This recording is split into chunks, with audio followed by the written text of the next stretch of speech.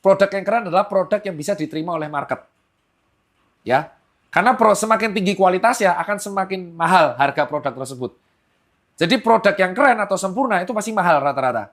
Tapi produk yang keren bagi saya adalah produk yang diterima oleh market. Fit the market.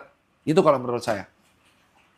Next, utang adalah hal yang buruk dalam bisnis. Nah, ini beda. Kita akan bahasnya disclaimer. Saya akan bahas menjadi seorang Tirta yang pebisnis dan kuliah bisnis ya. Saya nggak akan bahas dari sisi agamanya karena sudah ada guru agama atau pemuka agama yang lebih paham soal itu. Utang di dalam bisnis itu boleh dan diizinkan. Asalkan Anda tahu bahwa resiko dalam utang adalah Anda harus membayarkan cicilan beserta dengan bunganya. Tapi utang ini akan bagus ketika bisa diolah dengan baik. Kenapa? Contoh. Misalkan Anda punya modal 1 miliar. Ketika Anda menggunakan modal equity Anda 1 miliar untuk digunakan untuk memutarkan menjadi barang, itu Anda otomatis tidak punya cash flow lagi. Ya. Dan Anda harus menunggu barang tersebut jadi, baru Anda bisa berjualan lagi.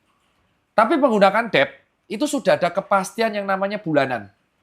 Dengan adanya debt, kita tahu kita tuh harus membayarkan berapa per bulan bersama dengan pokoknya. Sehingga kita tahu itu menjadi fixed cost. Jadi kita tahu harus menjual berapa barang agar fixed cost ini terpenuhi. Cuman ada krusialnya. Debt ini tidak akan cair kalau Anda nggak punya jaminan. Ya, ini yang harus Anda tahu dulu. Maka alangkah lebih baik ketika berbisnis di awal, Anda diusahakan menggunakan modal sendiri dulu. Setelah Anda memiliki laporan keuangan dan pondasi finansial yang benar, baru Anda mengajukan debt kepada perbankan. Kalau Anda langsung membuat bisnis dengan debt, itu sangat dangerous. Kenapa? Karena Anda menjaminkan sesuatu yang sudah pasti untuk bisnis yang nggak pasti. Nah, jadi untuk menjamin kelangsungan atau meminimalisir kegagalan bayar, Anda harus paling tidak menurut saya ya, pribadi, berusaha dulu berbisnis menggunakan uang sendiri. Baru ketika sudah sustain, paling nggak 1 tahun, menggunakan laporan keuangan yang proper dan memiliki aset, aset tersebut dijaminkan untuk menjadi debt. Itu dari saya. Next, penggunaan influencer marketing itu selalu efektif dalam mengembangkan bisnis. Tidak selalu. Ini jawabannya bagus, Pak. Pertanyaan bagus. Penggunaan influencer marketing apakah selalu efektif? Tidak. Tergantung jenis usahanya. Influencer itu berguna sesuai dengan tujuan Anda. Influencer ini bisa digunakan untuk meningkatkan instant sales kalau dia mega call.